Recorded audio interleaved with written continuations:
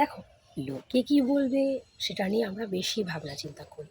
কিন্তু লোকের কথাকে পাত্তা না দিয়ে নিজের স্বপ্নকে পূরণ করার জন্য যা যা করা দরকার করো না।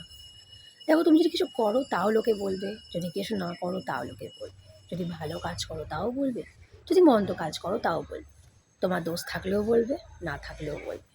তাই তাদের কথাকে কোনো পাত্তা দেওয়ার দরকারই নেই। অনেক মানুষ আছে যারা লোকে কি বলবে এটা করলে, আমি এরকম কাজ করছি, লোকে কি বলবে। আরে নিজের ওপর আস্থা রাখো। কে কি বললো না বললো কেয়ার করা দরকার কি।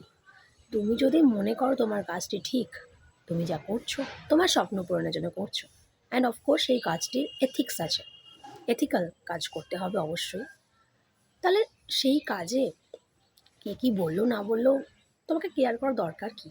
প্রথম প্রথম আমরা কোনো কাজেই সফলতা পাই না, কিন্তু আস্তে আস্তে সেই কাজগুলো আমাদের সফলতা দেয়, আমাদের স্বপ্নকে পূরণ করে। আর প্রথম দিকে আমাদেরকে অনেকে অনেক কিছু বলে যখন আমরা কোনো নতুন কাজ শুরু করি, তোর দ্বারা হবে না, তুই পারবি না, ইত্যাদি ইত্যাদি। কিন্তু যখন সেই স্বপ্নগুলো তুমি পূরণ করে ফেলো তারাই কিন্তু ছুটে আসে তোমার কাছে, তোমাকে প্রশংসা করে, না তোমাকে সাহায্য প্রার্থনা করে। তো কারো কথাকে পাত্তা না দিয়ে শুধু নিজের মনের কথা শোনো। যদি তোমার স্বপ্নগুলো পূরণ করা তুমি মনে করো তুমি পারবে, তাহলে অবশ্যই তুমি পারবে।